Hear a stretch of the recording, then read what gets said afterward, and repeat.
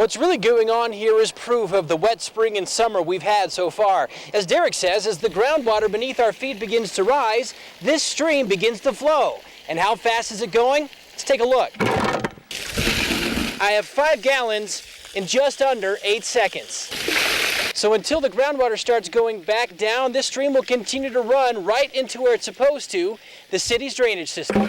We have KKTV's David Nancarrow live standing by. And David, what can you tell us? Well, Don and Shannon, what I can tell you is that there is the fuselage of a plane right here over my shoulder. You can see an emergency crewman right here by this plane. We were driving back past this road and we saw the plane. They stopped us, they being the emergency personnel, because there is an active fuel leak associated with this plane. Now, a member of the Forest Service mentioned to us about 15 minutes ago that he believes that this plane came down probably within the last 20 to 30 minutes. We have no condition on how many people were on board or if they are okay at this point. But again, you can see over our shoulder that plane that we were talking about all day long. There have been efforts to try to get a better angle on this fire and perhaps see if it's safe enough to get planes or other kind of aerial attack vehicles to get on top of this fire. At this case, we're not sure what exactly, if this has anything to do with today's fire efforts, but we can tell you that the plane did go down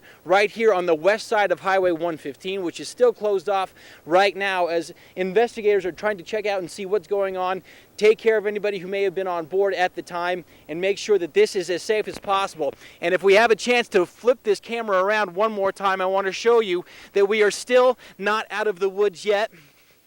You can see that this fire is crowning again up over this ridge that is moving again from the southwest to the northeast right now, pushed by heavy winds and dry fuels. There is a couple of structures in this general area right now. There are fire crews on site trying to work that structure protection, but really no word to say if that will be enough, if that fire gets close enough to those structures to say that this is a huge fire, as we've been seeing all day, blowing out of control by a number of winds and dry conditions. We will try to get more information about this plane situation and get it back to you as soon as we can. You'll hear American soldiers refer to the Iraqi police and army as their ticket home. That's because once these security forces are up to speed, the American presence should no longer be needed. Now, once again, this is about all that witnesses have been able to see of the crooks' faces since they've been covering them up with bandanas during these crimes. Commanders now say detectives are working on developing better suspect descriptions in order to get better leads on this case. They hope that you can possibly help. Making progress with the Iraqi people hinges on good communication. If these soldiers don't happen to have an interpreter handy, this is a computer translator that will do the talking for them. The truth is, bed bugs do not discriminate and can be found in any neighborhood. If they do get inside, they typically go to where they'll find their closest blood meal. Typically, that's the bed or even in furniture nearby, where they hide in spaces as thin as this credit card. David Nancarrow joins us now live from Taji, just north of Baghdad. He's been following the 4th ID, and David, some of these soldiers have the responsibility of trying to disarm these devices. Don and Shannon, that's right. Every day the goal for American soldiers is to avoid the IEDs as much as possible, and that job actually falls to a group of soldiers that go out every day to make sure the route is clear for these other soldiers. It's a job, they say, saves lives. I assume lead again. Sergeant Lee Young's job is simply stated but difficult to carry out. He and his platoon of young soldiers have to clear the way, essentially spot an improvised explosive device before it can do any damage. IEDs that they're putting out there, they're so camouflaged and so well made, it's kind of like impossible to find them. Sergeant Young's driver, Private Adrian Bowles, is an extra set of eyes on the mission, looking for anything that's out of place along the road. Today, it turned up under some broken concrete, an artillery shell filled with heavy explosives, in this case, diffused before activation. Any day we make it back here and nothing happened, and we found something like an IED, is a good day. Basically, the way we look at it, we saved our own lives and also saved some of our fellow comrades here in Iraq. Each patrol is a life or death situation for about 15 soldiers, a fact that weighs heavily on commanders' minds. It's not just the soldiers that I'm worrying about, it's their families. At no time during the mission is there a chance for these soldiers to let down their guard. Even back in the relative safety of base, they continue to look downward at the side of the road, scanning for threats.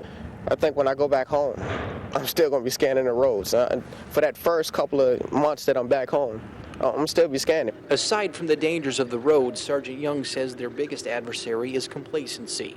The goal is to stay one step ahead of a sophisticated enemy and keep having what Sergeant Young considers good days. And the good news here is that these missions are actually being successful. They are actually finding a number of these IEDs before they can be detonated, which of course makes it safe for both civilians and soldiers out here on the roads in Iraq. Don and Shannon? And I would guess in those situations, body armor is mandatory, right? Absolutely. These guys do not leave the base or go outside the wire, as they say, without the armor that they're talking about. We're talking about the bulletproof vests, the Kevlar helmets, and they're also riding around in these up-armored Humvees, things that have much more steel platings that can protect them from a possible blast if they happen to run across one out there. And hopefully they can keep their eyes open and actually find those before anything bad like that happens. David Nancarrow looks at American forces working with Iraqi security side by side. On the outskirts of Baghdad, an exercise in cooperation is underway. Where Iraqi forces were once an enemy of American soldiers, now they're on the same team. The POB, they're doing pretty good. We go out and dismount patrols with them about once a day, and they kind of go out with our patrols. At Outpost Red, the POB are the new guys, Iraqi security teams working side by side with American soldiers. The soldiers train them how to handle bad guys, and the Iraqis know what to look for. They know the area, and they can give you advice on the area. This is a bad area. You know, this is suspicious, this guy doesn't belong here, that kind of stuff. You'll hear American soldiers refer to the Iraqi police and army as their ticket home. That's because once these security forces are up to speed, the American presence should no longer be needed.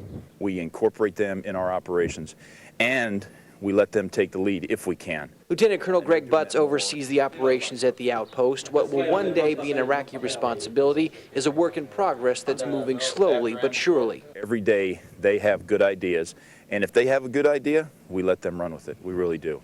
But for now, it's a joint operation, and American soldiers won't leave Outpost Red until their Iraqi counterparts can take the lead for good. For Assignment Iraq, David Nancarrow, KKTV 11 News.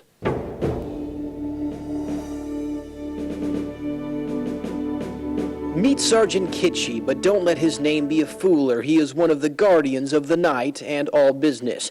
Speed and power are two of his weapons, and when he's ordered to, he always gets his man. They can snap through your bones and cause a lot of trauma to you. Sergeant Daniel Jones is never without his partner Rex. As an Army asset, the dog's job ranges from striking fear to prisoner escort.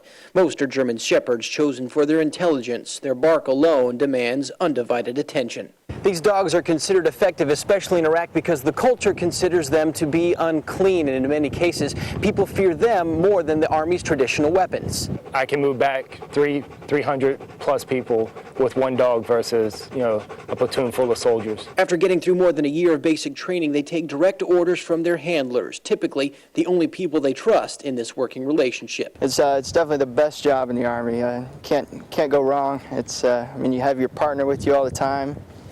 He's always there for you. These dogs also look out for other soldiers as well. They find weapon stockpiles and, even more importantly, sniff out bombs soldiers could miss and accidentally detonate. The dog is accurate most of the time, probably 95% of the time.